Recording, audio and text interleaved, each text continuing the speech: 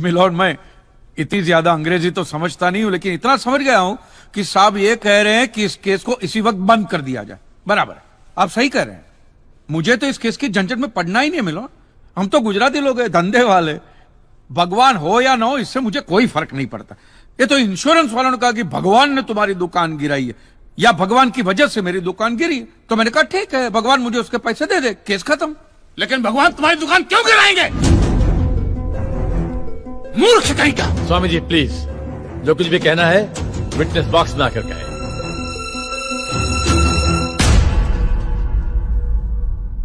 एतस्य पातिकीं क्षम्यताम्, एतस्य पातिकीं क्षम्यताम्। ईश्वर इसके पापों को क्षमा करे। भगवान तुम्हारी दुकान क्यों गिराएंगे? मैं भी तो वही कह रहा हूं, भगवान मेरी दुकान क्यों गिराएंगे? उनको तो बहुत और भी इंपॉर्टेंट काम होते होंगे। तो आप ये इंश्योरेंस वालों से कह के मेरे पैसे दिला दीजिए, बात खत्म हो जाती है। इंश्योरेंस कंपनी भी आपके पैसे क्यों दे? इंश्योरेंस के टर्म्स एंड कंडीशंस पर आपकी साइन है। Exhibit number 1 sir. बस तो मिलोट, फिर मुझे भगवान को ही पकड़ना पड़ेगा। तो फिर बुलाइए वो राम जी, शिव जी, गणपति, जिससे भी आपकी पटती कीजिए। पड़गुम्बा तांडव बिंडो करके मूर्ख। मोक्ष की प्राप्ति होती है तभी भगवान मिलते हैं। तेरे जैसे तुच्छ मनुष्य के लिए भगवान धरती पर नहीं आएंगे। होंगे तो आएंगे ना महाराज। अरे क्या इतना लाखों का टर्नओवर है आपका, और थोड़ा ही सेटलमेंट करना, कर दीजिए। मैं तो कैश डिस्काउंट भी दूंगा। सच। I object my lord. भगवान की सेवा कार्य को धंधा कह रहे मिस्टर कांत जी, बिजनेस? हाँ, ये बिजनेस ही है मिलोड, बिल्कुल बिजनेस है ये। किसी भी धर्म स्थल पे जाइए तो सबसे पहले पार्किंग का पैसा दो, फिर वो छोटी लाइन, स्पेशल लाइन में खड़े रहने का पैसा, फिर फूल, चद्दर, कैंडल खरीदने का पैसा, और दान पेटी बिल्कुल मूर्ति के सामने ही रखते, जैसे सर झुका पैसा डालना पड़ता है। और ये लोग तो भगवान के प्रसाद के लड्डू का भी पैसा लेते हैं मिलोड। जिस तरह म्यूजियम में मोम का पुतला दिखाकर पैसे लिए जाते, बस मंदिर में पत्थर का पुतला दिखाकर पैसे ले लेते। और पुजारियों की तो सैलरी भी होती है, इनकी छोटी है, उनकी बड़ी है। और आपको तो इनकम टैक्स में भी बेनिफिट है कि नहीं है? तो फिर इसमें सेवा कहां से है? और मिलोड, ये तो ऐसा धंधा है जिसमें कभी भी रिसेशन नहीं आता। नहीं, उल्टा रिसेशन में तो इन लोगों का धंधा डबल हो जाता है। हे भगवान, भाई भगवान, हो भगवान। रिलैक्स।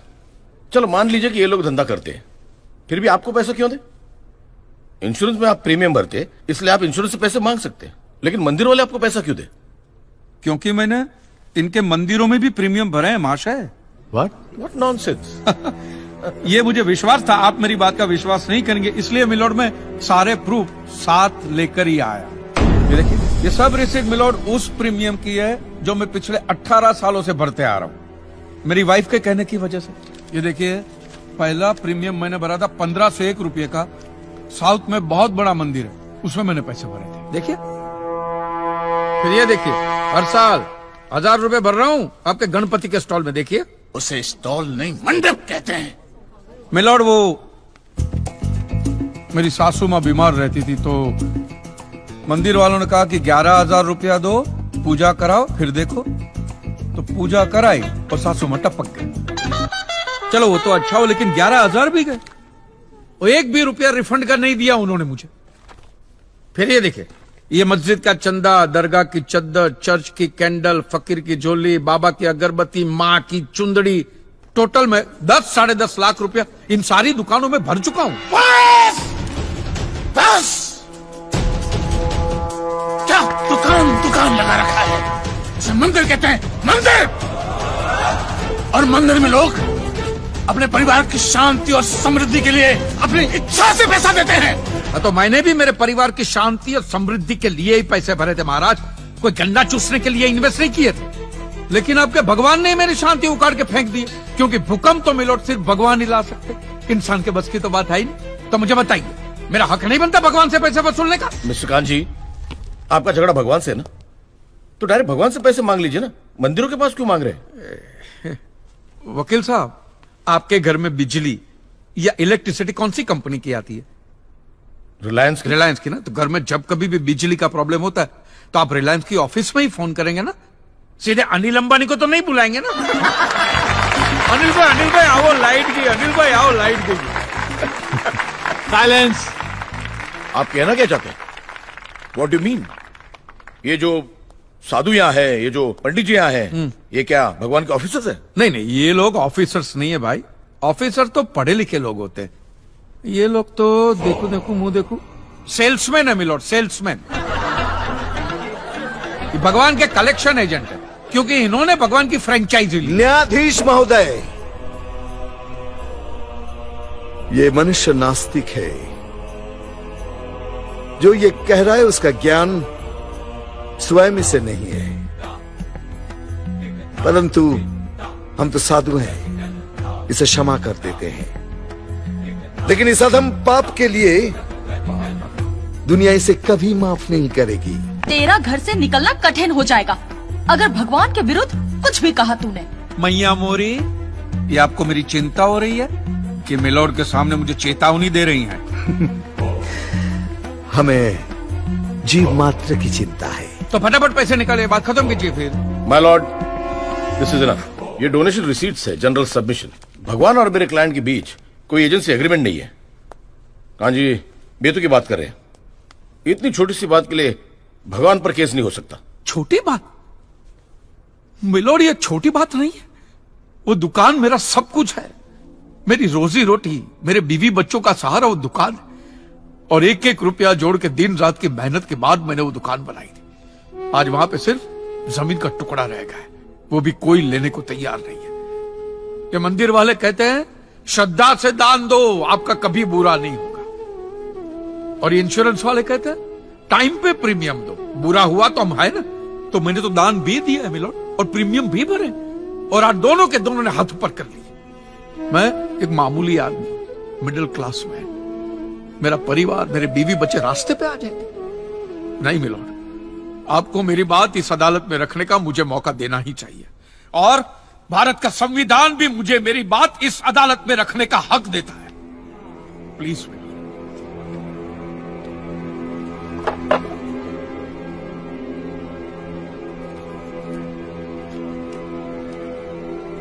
एक मिडिल क्लास बिजनेसमैन के लिए 1 करोड़ रुपए बहुत बड़ी रकम होती है, और खास तौर से सवाल जब उसके सर्वाइवल का हो। इसलिए ये अदालत कांजीलाल जी के मुकदमे को एक्सेप्ट करती है।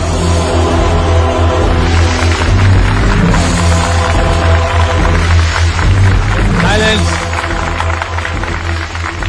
और सारे एविडेंस और आर्गुमेंट्स को अच्छी तरह एग्जामिन करने के बाद ये फैसला देगी कि मिस्टर कांजीलाल को इनके पैसे मिलेंगे या नहीं। अगर मिलेंगे तो कौन देगा, इंश्योरेंस कंपनी या फिर मंदिर? Court is adjourned for the day.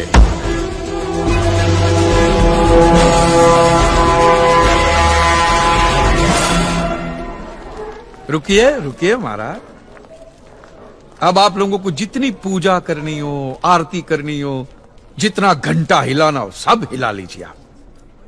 आपके भगवान ने मेरे अकेले की दुकान गिराई है ना, तो अब मैंने अकेले ने उसकी सारी दुकानों पे ताले नहीं लगवाए ना महाराज, तो मेरा नाम भी कांजी लालजी मेहता नहीं। और ये मेरी आप लोगों के लिए कोई चिंता फिंता नहीं, खुली नंगी चेतावनी।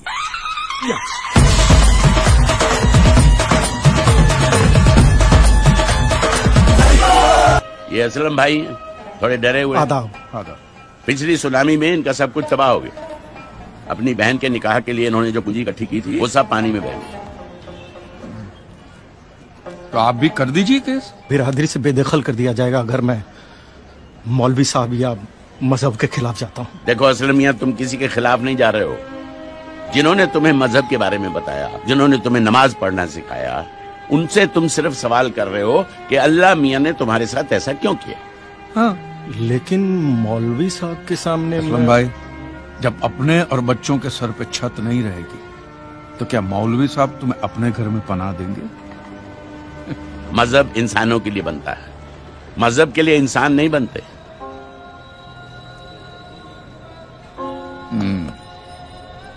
हनीफ भाई, इन सबके पेपर तैयार करने में कितना टाइम लगेगा? जितना वक्त टाइप करने में लगेगा। फिर हो जाए।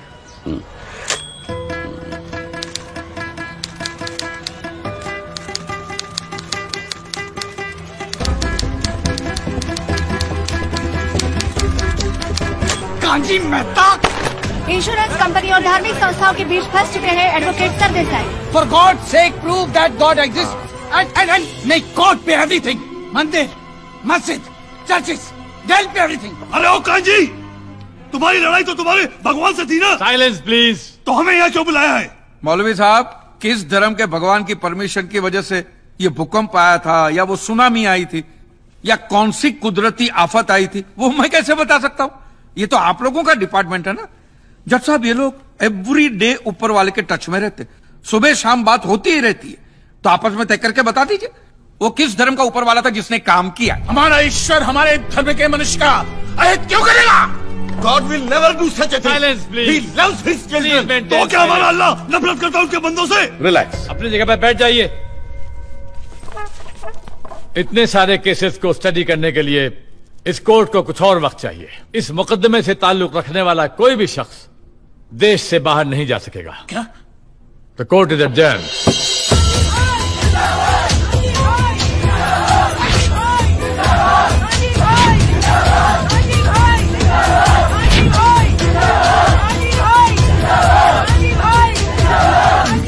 महाराज, ये तो सरकारी जगह है, यहां से तो सुरक्षित निकल जाओगे, लेकिन इन लोगों से मंदिरों में, गिरिजाघरों में, मस्जिदों में किस किस से बचोगे? And welcome to a very special episode of Oh My God. आज का एपिसोड स्पेशल क्यों है? क्योंकि आज पहली बार आपके और हमारे सवालों के जवाब देने को तैयार हुए हैं कांजी लालजी मेहता। बहुत से लोग इन्हें पागल और सनकी समझते हैं। ये वही इंसान है जिन्होंने भगवान पे केस किया है। कांजी भाई, वेलकम टू आवर शो। मेरा सबसे पहला सवाल आपसे ये है कि आप सभी धर्मों के पीछे क्यों पड़े हैं? आप लोग मीडिया वाले मैडम, आप लोग सवाल ही ऐसा पूछते हैं कि जवाब देने से पहले ही आदमी दोषी साबित हो जाए। मैं सब धर्मों का आदर करता हूं और किसी भी धर्म में मानता नहीं। ये आदमी कभी नहीं सुधरेगा। और अगर भगवान है तो मेरे सारे सवालों का जवाब देंगे। उतना ही नहीं, वो मेरी लड़ाई में शामिल भी होंगे। वो कैसे? अब जब छोटी थी, छोटी बच्ची थी, तो अपने पापा से चॉकलेट मांगने के लिए अब क्या करती थी?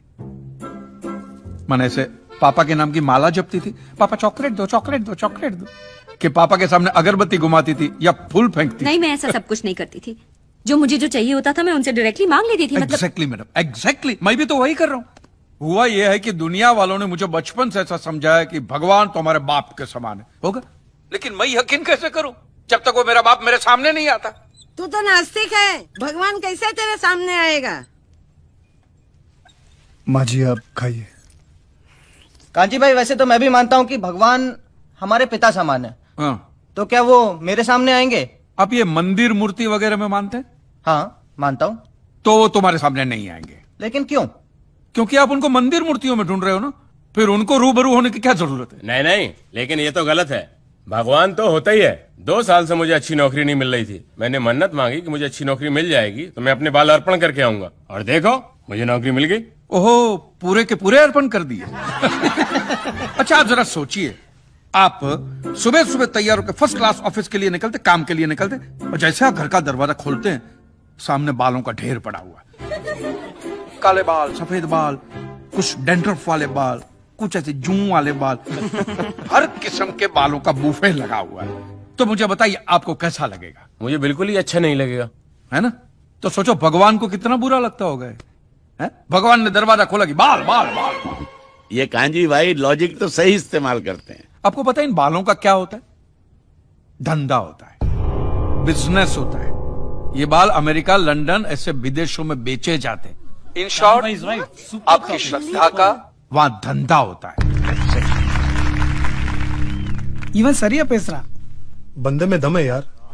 लेकिन उन पैसों से स्कूल, अनाथ आश्रम, अस्पताल, चैरिटेबल ट्रस्ट चलते हैं, उससे भी आपको दिक्कत है? ये तो ऐसी बात होगी, जो गुटखा बेचता है वही कैंसर की हॉस्पिटल खोलता है। और मैडम ये सब चलाना ही पड़ेगा, क्योंकि ये सारा पैसा ब्लैक का आता है। इसका अगर आपने व्हाइट में कोई ट्रांजैक्शन नहीं दिखा तो इनकम टैक्स वाले आपका गला दबा के जेल में डाल देवे। मुझे प्रॉब्लम है इनके पैसे निकालने के तरीकों से। जिस तरह वो माफिया वाले गन दिखा के डराते हैं, ये लोग भगवान दिखा के डराते। That's a good one. आपके बच्चे की कुंडली बहुत खराब है, वो मांगलिक है, उसको काल सर्प योग है, शनि का साया है, मंगल की माया है। क्या है ये? वो बेचारा अभी अभी तो पैदा हुआ, उसको सांस तो लेने दो। फिर इस सब के इलाज के लिए वो लोग पूजा पाठ की बंदूकें निकालते हैं। और जीते जी तो छोड़िए, ये आपको अगले जन्म के लिए भी डराते हैं। हाँ, कि अगर इस जन्म में आपने ये किया तो अगले जन्म में कुत्ते बनोगे, या अगर ये किया तो कीड़े बनोगे, मकोड़े बनोगे, नर्क में जाओगे। और फिर तो नर्क का पूरा मेनू कार्ड भी पड़ता है कि आपको वहां कांटों के बिस्तर पे सुलाया जाएगा, आग के दरिया में झोंका जाएगा, गर्मा गर्म तेल में फ्राई किया जाएगा। मैं आदमी हूं कि पकोड़ा हूं?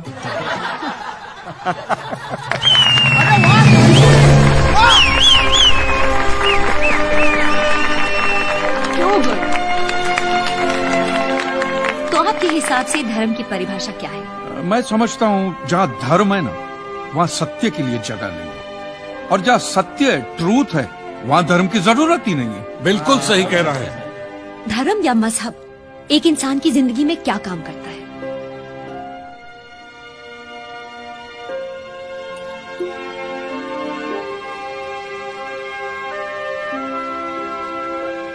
मेरे हिसाब से तो एक ही काम करता है मैडम, या तो वो इंसान को बेबस बनाता है या फिर आतंक लाता है।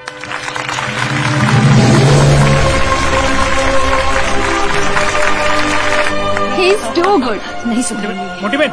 Oh my God. Oh my God. काजी भाई, really you have changed my concept about God. Honestly, court का नतीजा कुछ भी नहीं। आज की युवा पीढ़ी, युवा क्या, हर पीढ़ी को आप जैसी सोच की जरूरत है। I applaud you. Hey guys, he's my father.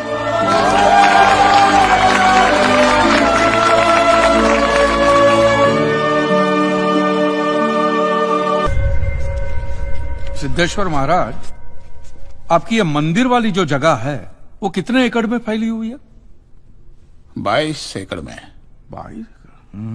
जिसमें 322 छोटे छोटे मंदिर हैं भगवान के। ओहो, माने भगवान का पूरा शॉपिंग मॉल ही सजा के रखा है।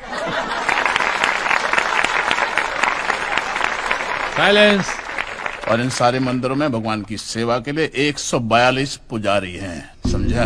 आपके मंदिर के बाहर भिखारी कितने बैठते हो पता है आपको? क्या? भिखारी अंदर की 320 मूर्तियां, 142 पुजारी याद है आपको, लेकिन आप ही के मंदिर के बाहर बरसों से कितने भिखारी बैठते हो याद है आपको? मिलॉर्ड, इनके मंदिर के बाहर जो भिखारी बैठते हो उसमें किसी को भी मंदिर के अंदर एंट्री नहीं। अब धूप हो, बारिश हो, बाहर सड़ते रहने का, अंदर पैर नहीं रखने का। ना मत कहना। ये आप ही के मंदिर के पुजारी ने मुझे बताया था। उसने तो मुझे ये भी बताया था महाराज कि कांजी भाई, ये केस अगर आपको जीतना है ना भैया, तो हर सोमवार को आइए। तो मैंने पूछा मिलॉर्ड कि मैं कहाँ हूं? तो कहते हैं शिव जी के मंदिर में आइए और 1 लोटा दूध चढ़ाइए, फिर देखिए। मैंने बोला ठीक है, ये भी करके देख लेते। तो मिलॉर्ड में पहुंच गया मंडे को दूध का लोटा लेकर। ये लंबी लाइन लगी हुई, सबके सब हाथ में लोटा पकड़ के खड़े हुए थे ऐसे। मैंने सोचा अंदर जरूर कोई दूध पीने वाला होगा, वरना ये सबके सब गधे थोड़ी है जो ऐसे लोटा पकड़ के लाइन में खड़े। मेरा नंबर है, मैं अंदर गया, अंदर कोई नहीं था दूध पीने वाला, कोई नहीं। बीच में वो काला पत्थर पड़ा हुआ था, उसे शिवलिंग कहते हैं मूर्ख। हाँ, शिवलिंग पड़ा हुआ था, और वो पत्थर मिलो, वो पत्थर दूध था, और वो पत्थर के बिल्कुल बगल में से छोटी सी पतली सी नाली में से वो सारा दूध बाहर की ओर जा रहा। मैंने बोला कि यस, बाहर तो कोई खड़ा होगा दूध पीने वाला। देखा बाहर भी कोई नहीं था। वो सारा दूध मिलो उस नाली से निकलकर बाहर गटर में जा, टोटल वेस्ट। और वो गटर को लग के एक भिखारी खड़ा हुआ था, बेचारा 4-5 दिन का भूखा होगा महाराज, भूखे मारे वो कांप रहा था। उसको शायद ये दूध ही पीना था, लेकिन गटर में से कैसे? तो उस भिखारी को मैंने मेरा दूध का लोटा दे दिया, और दूध पीकर उसने मुझसे क्या कहा पता है? भगवान तेरा भला करे।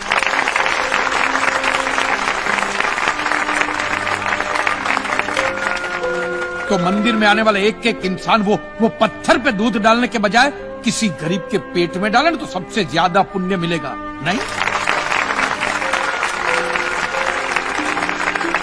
और हाँ मौलवी साहब, किसी दरगाह पे फूलों की चादर उड़ाने के बजाय किसी नंगे फकीर के बदन पे कपड़ों की चादर उड़ाई जाए ना, तो अल्लाह को बहुत खुशी मिलेगी। और जीसस के सामने मोमबत्तियां जलाने से अच्छा है किसी गरीब की झोंपड़ी में जलाइए, तो उसके घर में कभी अंधेरा नहीं होगा। क्यों, तुम भी भगवान को नहीं मानते क्या?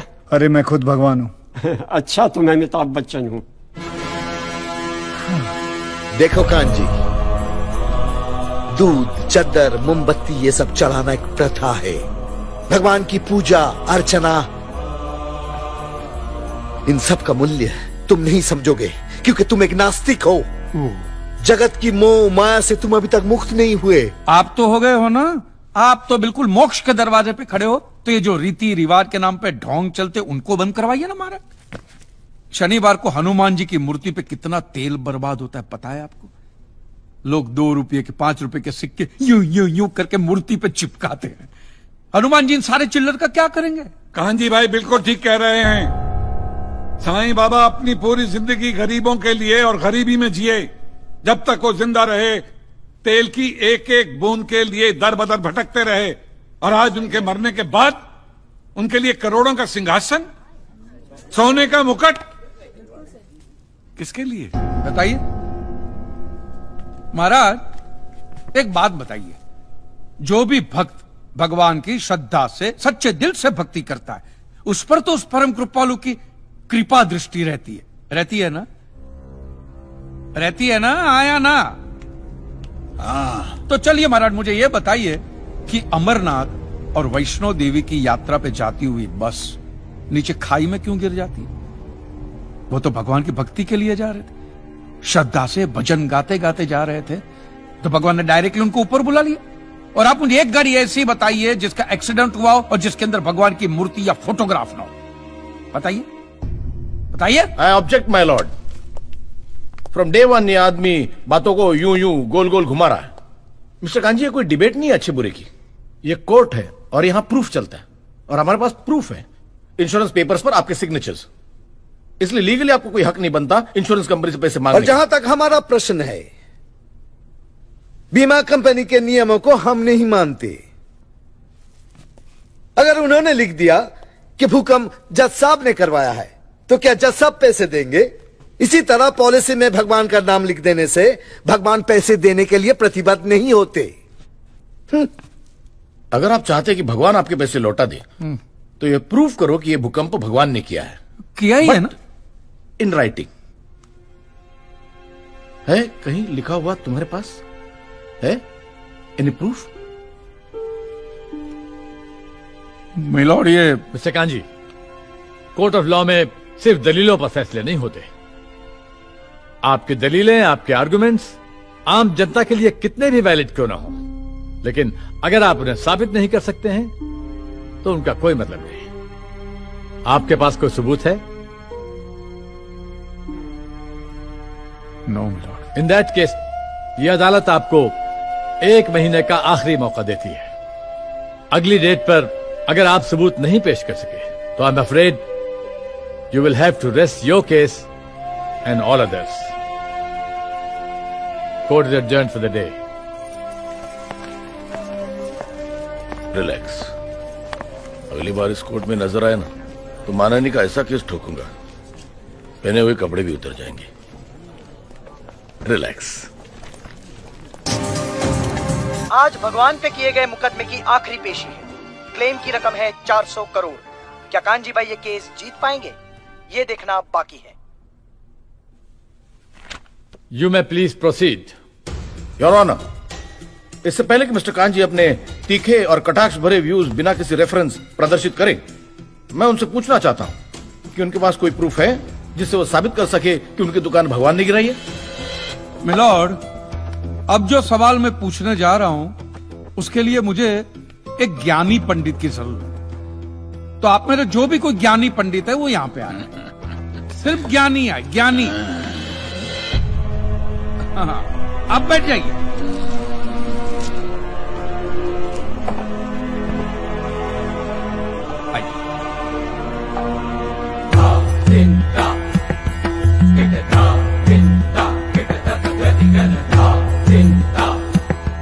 Get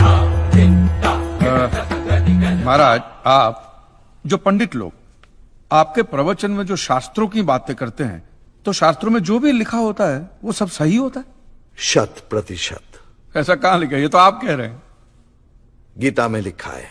अच्छा, क्या लिखा है गीता में? गीता के 4थे अध्याय का 40वां श्लोक। अज्ञस्य अश्रद्धानस्य संशयात्मा विनश्यति, नायम लोकस्ति ना परा ना सुखम संशयात्मना। मतलब क्या? इसका अर्थ है जो अज्ञानी श्रद्धा विहीन मनुष्य शास्त्र पर संदेह या शक करता है, उसका विनाश निश्चित है। उसे भूलोक या परलोक कहीं भी शांति नहीं मिलती। समझा? ये बहुत इंटरेस्टिंग आइटम है। महाराज, आपको ये गीता में या शास्त्रों में कुछ भी समझ में आता है? कि जो भी लीलाधर महाराज बोल रहे हैं उसमें बस ऐसे समझा समझा करके हाथ हिला रहे हैं। मिलोड, वो स्कूल में छोटे छोटे बच्चे होते, उनको प्रेयर कभी पूरी याद नहीं रहती, तो बेचारे आंख बंद करके ऐसे करके होंठ हिलाते, वो होंठ हिलाते, ये हाथ हिलाते। एक कांजी, तूने एक सिद्ध साधु का अपमान किया है, तो तुझे नरक में भी जगह नहीं मिलेगी। कहां से मिलेगी महाराज? आप लोगों ने पहले से ही वहां कुल्ले टिका के रखे हैं।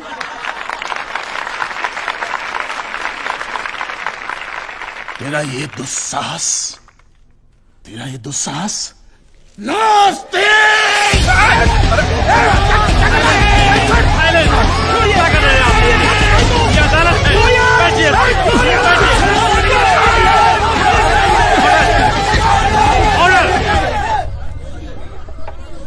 बैठ जाइए।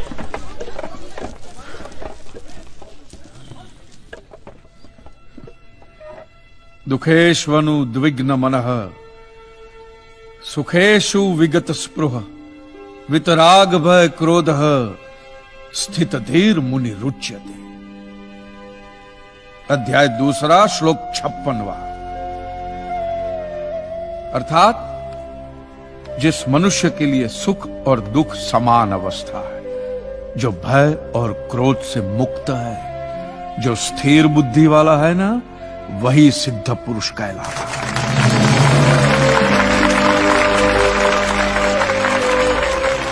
ये मुझे गीता सिखाएंगे? अरे ये क्या गीता सिखाएंगे मिलॉर्ड? इन लोगों की तो आईक्यू भी रूम टेम्परेचर से लो है। आपको 2 बात क्या कही मैंने उकसाने के लिए, भड़काने के लिए, मुझे मारने चले हैं? ऐसी है आपकी सिद्धि सिद्धेश्वर? मिस्टर कांजी, उनकी सिद्धि क्या है यह कोर्ट का मुद्दा नहीं है। कोर्ट का मुद्दा यह है कि आपकी दुकान किसने गिराई? भगवान ने गिराई है। ये आप फैसला सुना रहे। फैसला सुनाना जज साहब का काम है, आपका नहीं। आपको तो सिर्फ प्रूफ करना है कि उस दिन जो भूकंप आया वो भगवान की वजह से आया था, जो प्रूफ करना इम्पॉसिबल है। Relax relax relax, nothing is impossible. स्वामी जी, एक बात बताइए, भगवान ने ही ये भगवत गीता कही है? कही है। और भगवत गीता में जो भी कहा गया है वो सब सच है? 100%। Point to be noted milord. तो मुझे एक बात बताइए कि भगवान ने भगवत गीता के 9वें अध्याय के 8वें श्लोक में क्यों ऐसा कहा है कि पूरी सृष्टि का सर्जन मेरी इच्छा से हुआ, इसका विनाश भी मेरी इच्छा से होगा, ये पूरी सृष्टि मेरी इच्छा के अधीन है, इसके सर्जन और विनाश के लिए सिर्फ मैं और मैं ही जिम्मेदार हूं। और ये देखिए मिलॉर्ड, ये बाइबल में भी कहा गया है, Aiza chapter 54 verse 16। See, it is I who have created the smith who blows the fire of coals and produces a weapon fit for his purpose. I have also created the ravager to destroy. अब ये देखिए, ये कुरान शरीफ में भी है। सूरह ज़लज़ला 99 आयत 1 से 8 में भी लिखा है कि जब जमीन अपनी पूरी शिद्दत के साथ हिला डाली जाएगी और जमीन अपने अंदर के सारे बोझ को निकालकर बाहर डाल देगी और इंसान कहेगा कि ये उसको क्या हो रहा है, उस दिन वो अपने ऊपर बीते हालात बयां करेगी, क्योंकि तेरे रब ने उसे ऐसा करने का आदेश दिया होगा। रब ने।